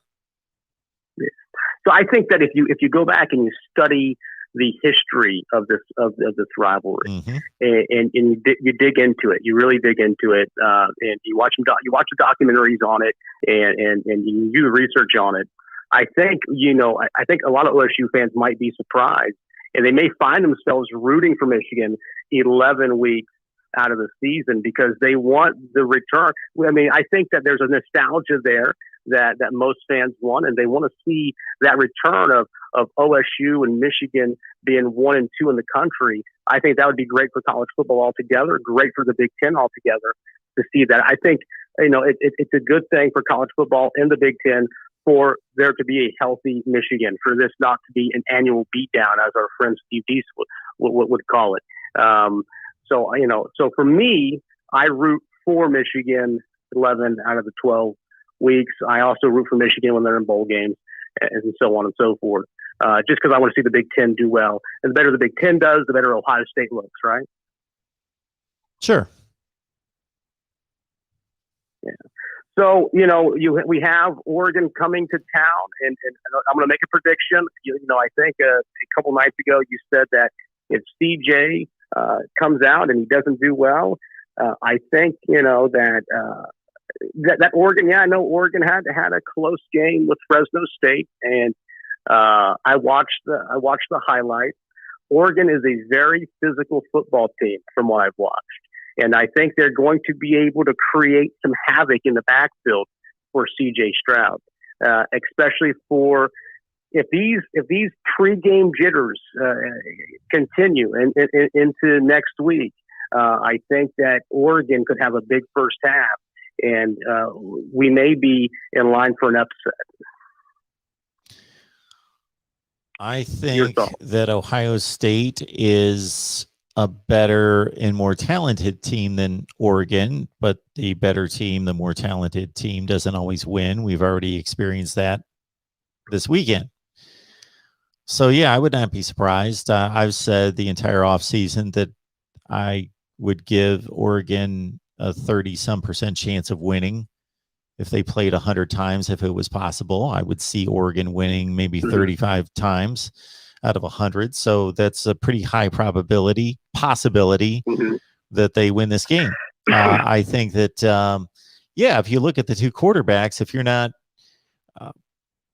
if you just looked at a stat sheet, you would be convinced that C.J. Stroud had a pretty outstanding game against Minnesota, but we all watched the game. We know that he came out and the first 4 or 5 throws, he looked okay because they gave him very easy throws to make to get him comfortable. And then for some reason, he went into some kind of rut from that point all the way through the rest of the first half, where he was off target and he was rushing throws and he was leaving the pocket early.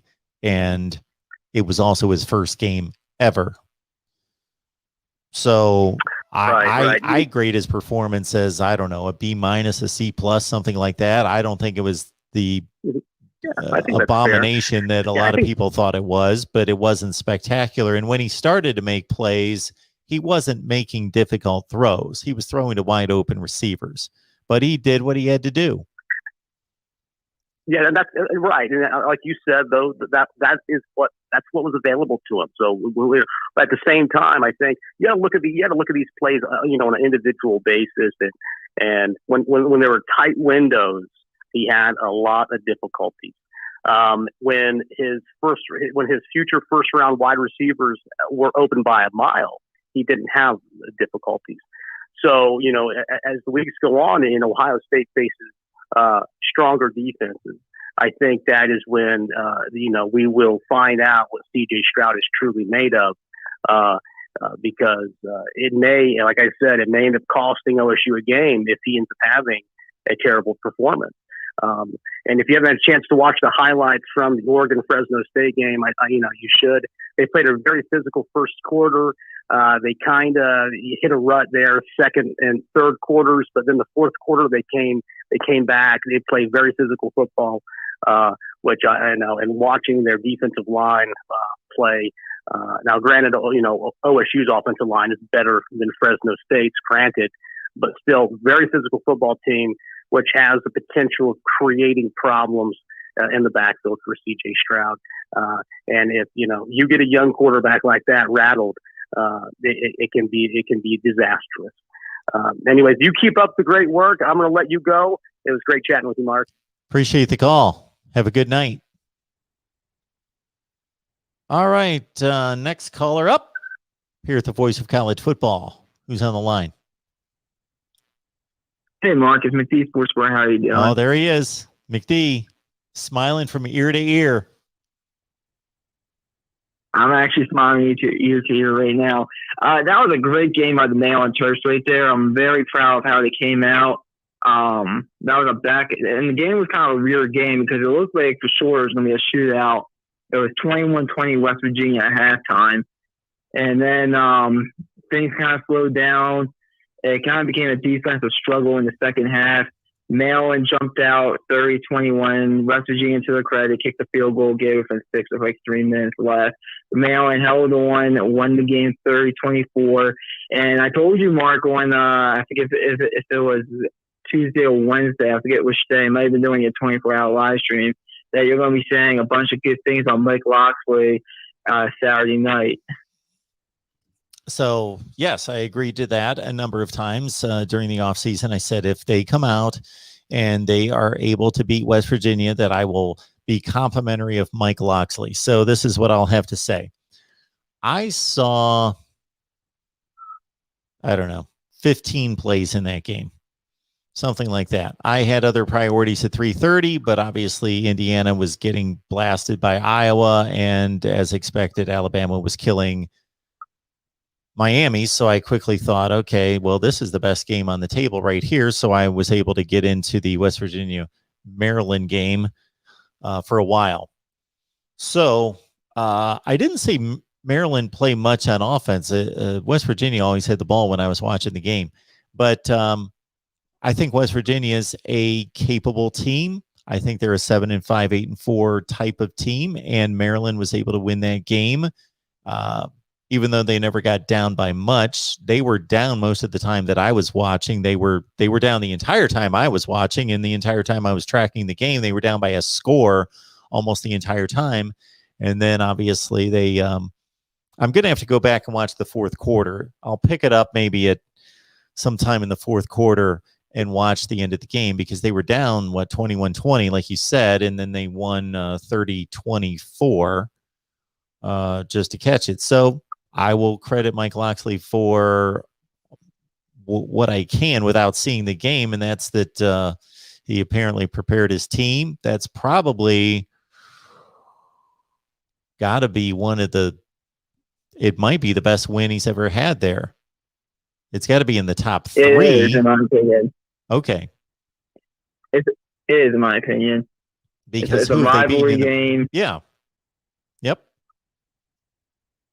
So I will have to say it is. They beat a capable team. Well,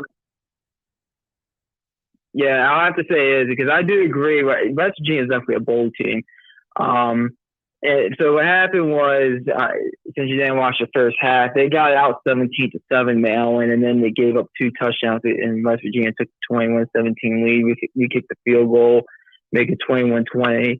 Offensively, Maryland is going to be an issue in the Big Ten, because they have 2 very capable wide receivers, and when Tua Tagovailoa's brother, Tola Tagovailoa, when he's on, it's going to be an issue in the Big Ten, especially the way the running game was clicking today. The offense is going to be an issue for anybody in the Big Ten, from what I saw today, just watching the game. And the defensively, it needs to be better, I would say. But at the same time, it's a young defense, I would say. I think they're pretty talented. Overall, the unit, they're just young. It's just a young defense. So, but I like what I saw today. I mean, I told you we were going to win this game 34-28, so I got the point spread correct. Not as many points, but I was happy for what I saw today. Well, let me look at the box score here. So Talia's numbers look great. 332 passing, 3 touchdowns, no picks, 26 for 36. Tayon Fleet Davis, 18 carries for $123. That's 6.8 per carry. And Isaiah Jacobs had 50 yards rushing. Okay. Your studs came to play on the perimeter there. Dante Demas, 6 for 133 and a touchdown, and Rakeem Jarrett, the 5-star, 6 for 122 and a touchdown. Okay. Yeah, I think they have. I think they have 2 number 1 wide receivers in college football standards. On the edges. So, I mean, I'm pretty fired up about this offense. This offense is going to be really good. But there's also one other point I want to make to you, not involving the Maryland Terps, Mark, or 2 other points. I'm happy about these defensive games that we're seeing. These 10-3s, these 16-10s, the defensive performance we saw from Iowa. I'm happy about those. I am too. So, it's interesting. I like to see a variety. The things that get me bored would be seeing the same teams make the playoffs, seeing the same teams across the nation run the same offense, and then number 3, seeing the same types of games constantly. So once teams started throwing the ball all over the field, spreading the field, and defenses stopped tackling in practice and all of that here in the last 5 years, these 52-48 games all over the place, they used to be exciting because they were different. Now that's what you get all over the place. So I don't mind watching a 16-10 game. I watched Wisconsin Penn State. I enjoyed the game. I watched the Georgia Clemson game tonight. I enjoyed the game. I don't want to see guys running down the field constantly with nobody defending passes. Like, that's boring to me. Watching quarterbacks stand in the pocket, like where they could,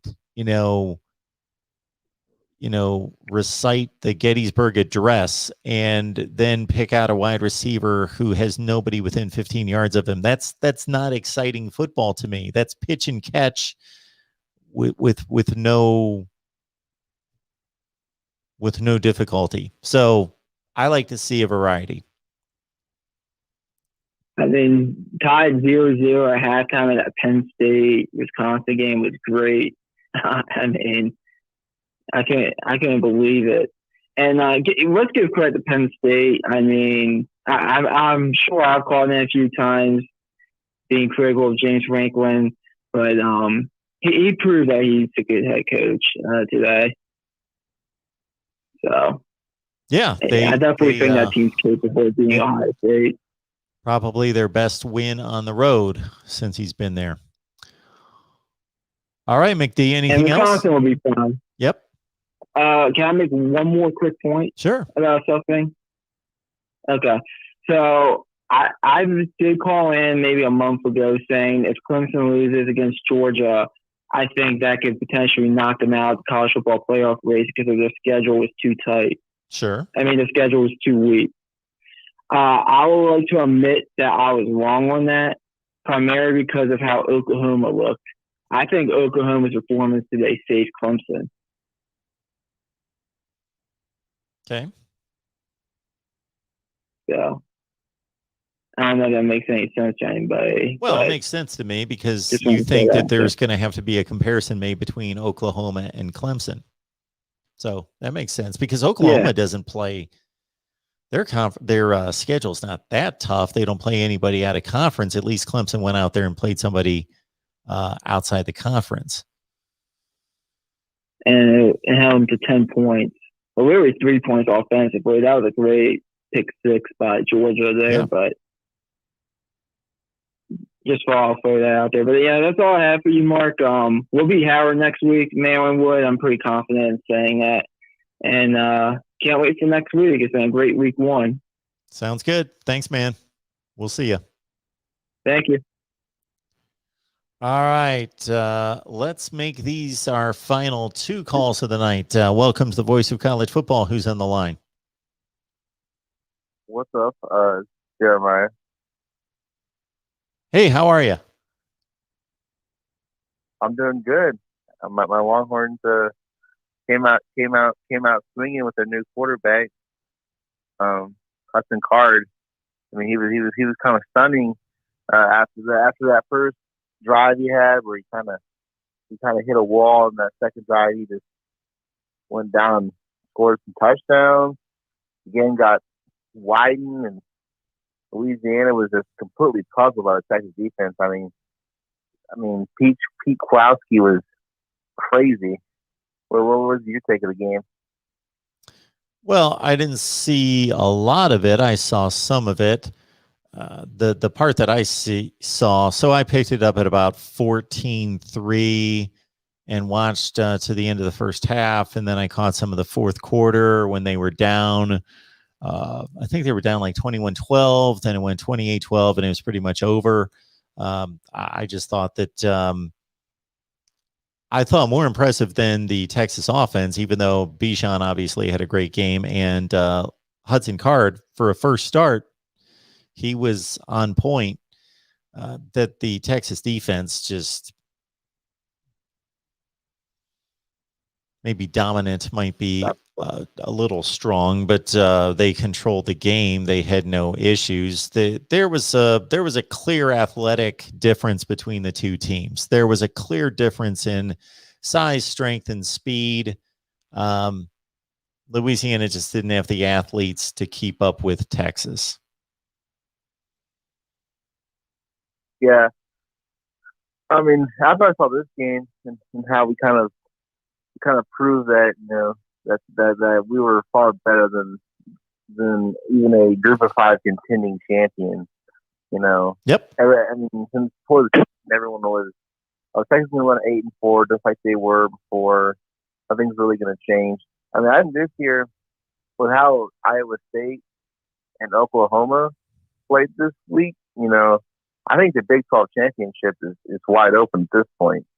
I mean, those teams really didn't prove it. Like Northern Iowa, 10-16. Brock Purdy just isn't the playmaker Iowa State's going to need.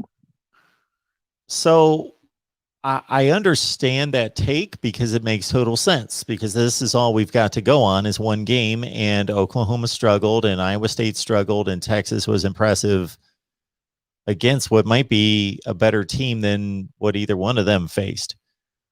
The only thing I'll say to that is we could go through season by season and find all sorts of examples of week 1s that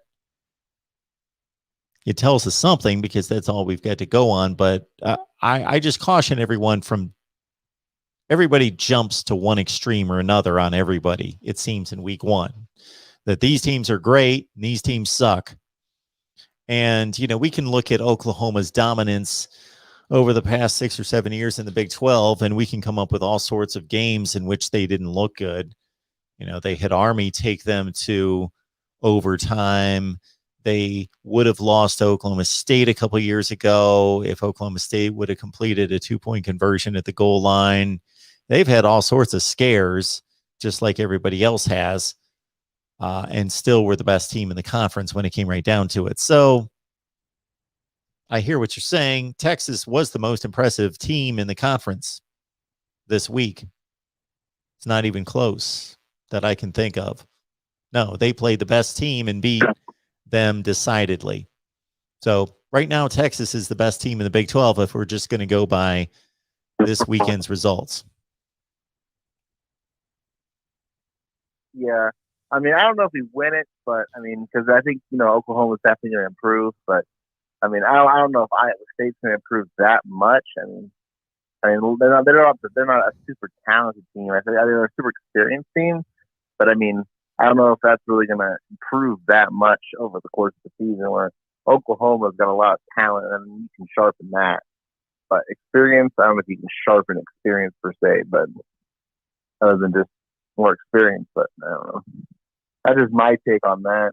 And then, I mean, the lack of offense has kind of been kind of stunning. I mean, right now I think Alabama just sailed themselves to first place, and there's no one close to them. And I don't know what you think about that, but I think there's no one close to Alabama right now. Yeah, I don't think there is. There's no way of knowing, but it doesn't look that way. I really don't think it. I don't think Miami's any kind of tremendous team. I think Miami's like a top 20 team. But that game wasn't. You can't even go by the score of that game because it was so lopsided that it doesn't even matter what the score was. Yeah, Alabama is elite. So Georgia showed us a defense that maybe performed better than Alabama's defense, but that was only one side of the ball, and obviously Alabama tore it up on offense as well against should be a decent defense at Miami, maybe a top 30 defense in the country, and Alabama tore them to shreds. So yeah, Alabama's the best team. They were the best team last year. They lost a lot on offense, but I had no concerns in considering them to be the best team. I picked them to win the national championship. I picked them to beat Georgia in the national championship. So I feel good about what happened today and tonight concerning those two teams in particular. Yeah, you're certainly on track for that. Yeah, I don't know. I think the Big 12 right now is kind of wide open. I think the Red River rivalry is going to be a huge game if we're still undefeated and they're undefeated. I don't know, but it could be crazy. Is like Texas makes such a striking in the Big 12. Maybe they even make the playoffs. I don't know if they definitely don't win it, but they could make it. Maybe I don't know if they beat OU or lose OU and beat them in the championship. But that's all I wanted to say. Well, we appreciate the call. And call back anytime. All right.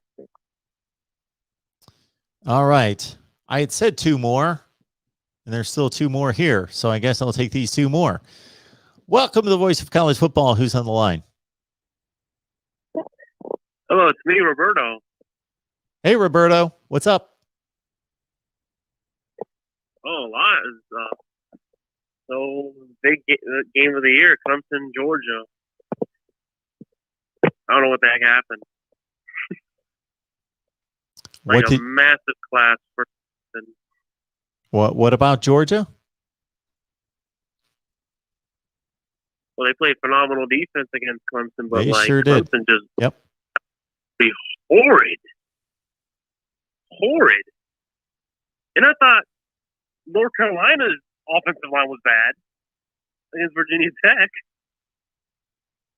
Clemson outdid that, allowing 7 sacks.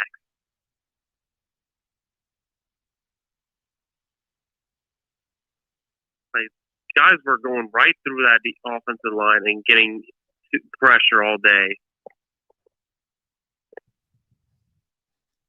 What's going on? What do you think? Well, I pretty much covered all that in terms of my thoughts for the last couple hours on Georgia and Clemson.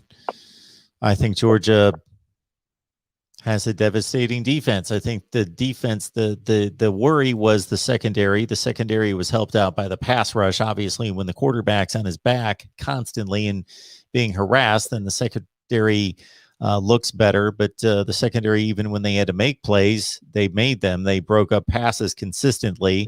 It was a dominant defensive performance. Anytime you take a Clemson team and you limit them to nothing on offense, but like 20-some yards rushing and 3 points, then that's a devastating, phenomenal performance. I think Georgia, I can't imagine that anybody's better defensively in the country than Alabama and Georgia right now. Maybe Texas A&M is. They would be the only other team that I would put in that classification. Clemson played a great defensive game themselves. But I think that They're That both didn't help. they're two of the top 5 or 6 teams in the country. Even with Clemson losing, they're still a top 5 or 6 team. Well, I don't know about the defense for Clemson because I think they had a lot of PIs. Meaning they look weak when Georgia takes shots deep. They gave up the secondary 3 points. They played from a talent perspective, an elite offense. From a talent, I hope people understand what I'm saying when I say that. From a talent perspective, Clemson played an elite offense, and they held them to a field goal.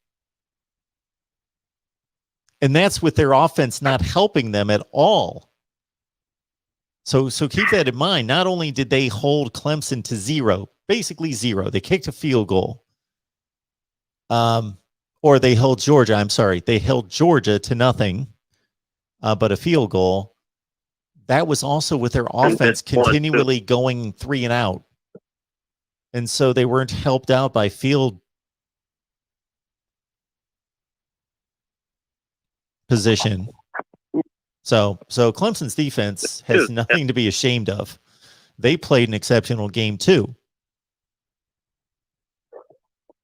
Yeah, if Clemson's defense was playing Duke tonight and they held them to a field goal, that would be a great defensive performance.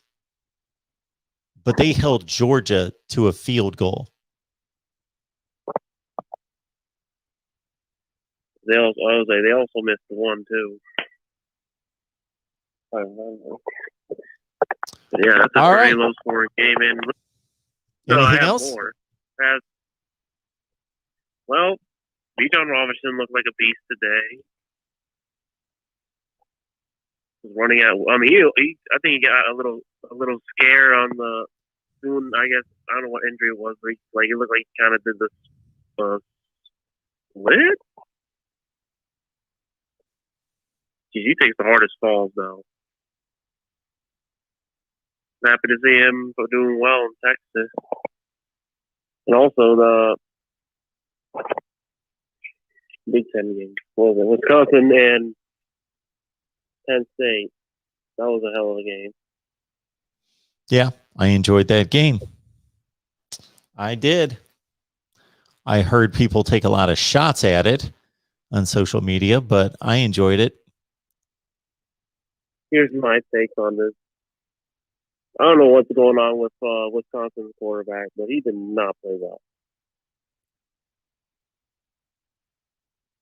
Like, the 2 interceptions were bad, like overthrows or like, I don't know, not even a chance to get to the receiver. I think one of them could have been like a third interception if one of the Penn State secondary was like at the area where the ball was thrown, and he, I don't know, either ran away from it or turned around. But like, a lot of inaccuracy from that quarterback, as well as like 2 intentional grounding.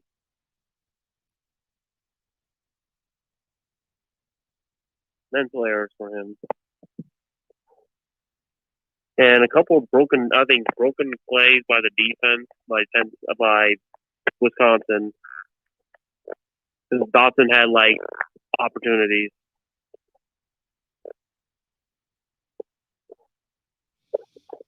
All right, Roberto. I appreciate the call. One more. Constantly dominant. Okay. I don't know if Roberto was really listening to me there, but anyway. All right. Welcome to the Voice of College Football. Who's on the line? Hey, Mark. I ain't gonna hold you long. I know you need to get some sleep to DeAndre.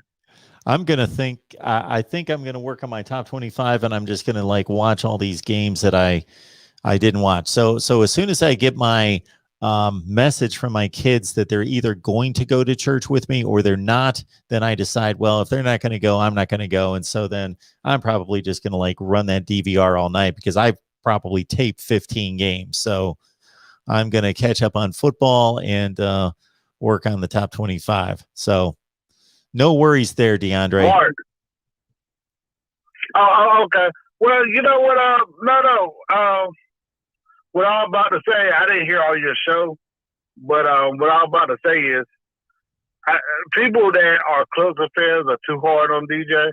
He couldn't do nothing against that Georgia pass rush, and it's something that I brought Exactly. up to Jason. Jason's like our interior offensive line in trouble. So I had covered this on my show. Travis Lane, the one of the top left tackles to come out this year. Mm-hmm. So he didn't play. He got there over the summer. So back in I think it was 2009, Florida was having some issues with their offensive line. So what I was thinking is that Clemson's going to kick Martin McFadden on the inside at left guard and play him like after the Georgia game on that side. Because it's obviously, we couldn't even get the snap off sometimes. The guys was running wide right through the line. And Georgia was just more physical, just like Ohio State was. We improved on the defense from the physicality, and Tyler Davis didn't play. Like you said, we held them to 3 points. They held us to 3 points. The interception was the big difference in the game. So that led to the touchdown. But we just got to get that push up the middle. And everybody, me and Jason, last time we was on your show together, I had some concerns about Tony Elliott. I'm not saying Tony Elliott is a bad coordinator. What I'm saying is sometimes I think he's kind of overrated. And the fact that we don't seem like we game plan very well when things don't go our way. We play against these ACC schools.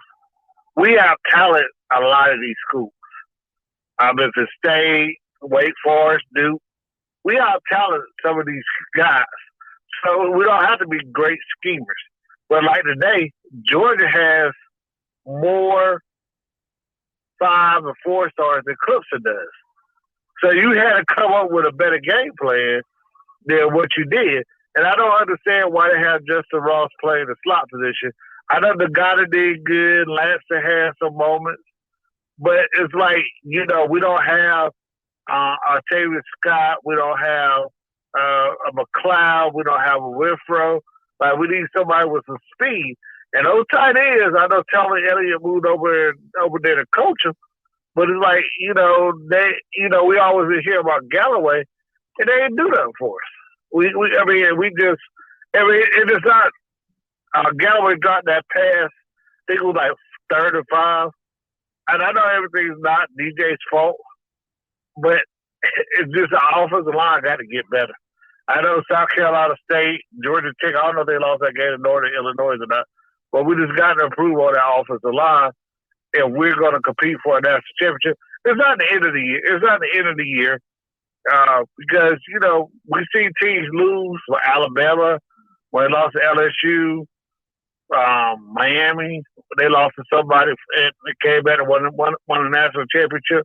They got killed by Florida. It's just that we just got to improve, and we got the schedule to warm up to try to improve. But hey, man, I just can't understand some of their offensive calls. And I'm like, why not go four wide? Put 4 receivers out there. And I didn't understand why Leah Dixon didn't play early, because it seemed like once he came in the game, he was helping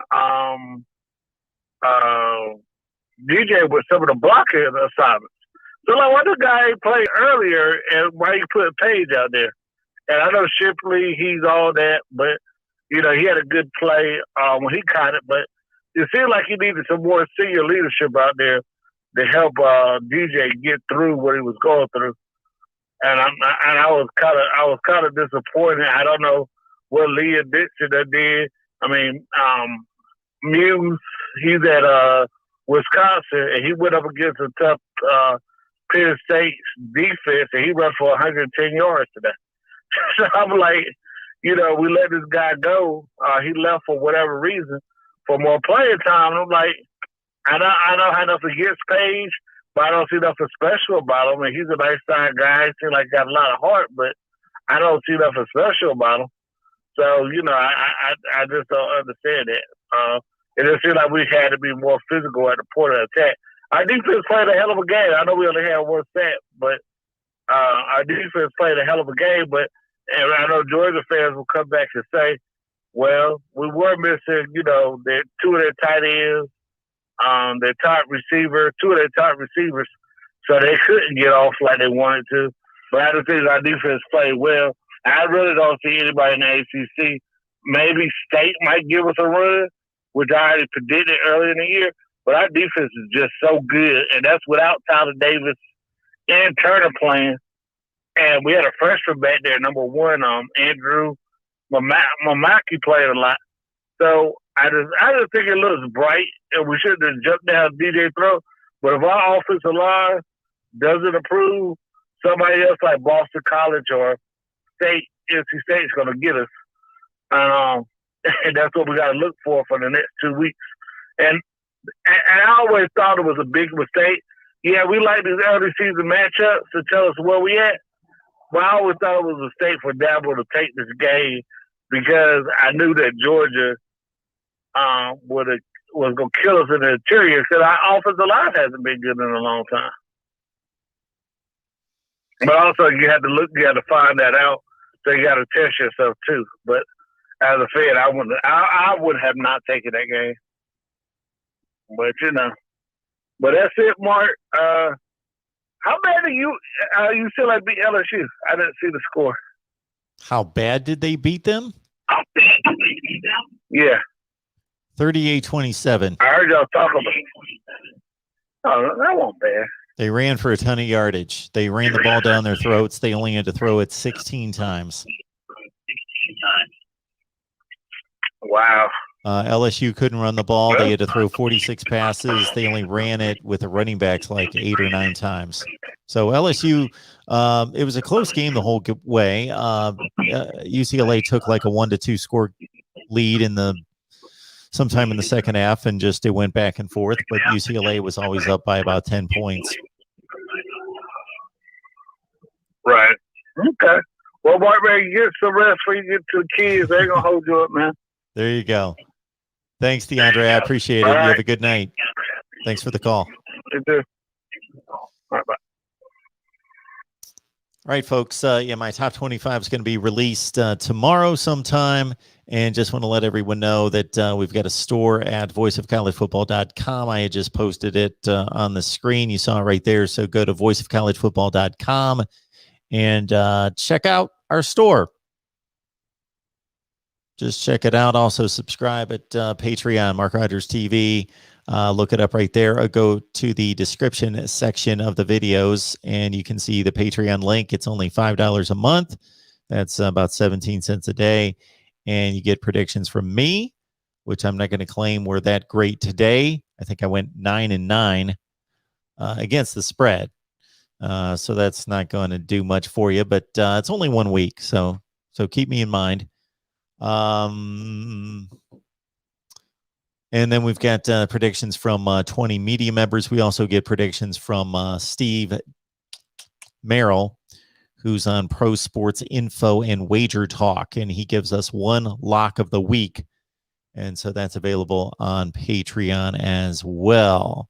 We've got a new Twitter page. So in addition to following me at Twitter, MarkRogersTV, Voice of College Football, Voice of CFB, follow on Twitter. And there's a lot of great facts, stats, trends, all that sort of thing right there. All right. Maybe I'll be live tomorrow. We shall see. But I'm going to pump out a lot of information, a lot of insight and analysis once I take a look at this weekend and see what we've got. Maybe I'll look at the Heisman candidates. Maybe I'll look at I'm going to wait a few weeks before I start to try to evaluate the conferences. We only had the one game for everyone. So once we get Ohio State and Oregon and Michigan, Washington, and obviously Ole Miss and Louisville are playing in Notre Dame, Florida State, and who else? You got a Duke Northwestern game. You've got, oh my goodness, who else is playing non-conference games coming up? Texas, Arkansas is coming up, and Tennessee, Pitt. So we will hold off, and then maybe after about 3 weeks of play, we'll be able to say, okay, we've got a pretty good collection of non-conference games that we can rank the Power Five. We can evaluate these games. So we'll do that here in the next few weeks, right here at the Voice of College Football. We appreciate everybody being here. And please, if you decide to contribute, Venmo, PayPal, and Cash App, just search Mark Rogers TV. We would appreciate it. Thank you so much. And if you have any insight into a possible sponsor, please let me know. You can always hit me up at MarkRogersTV at Gmail. And like Alabama football fan Roll Tide tells us, hit that like button. It helps us on the YouTube analytics. So always do that to help us out right there. We will see you very soon. Have a great weekend.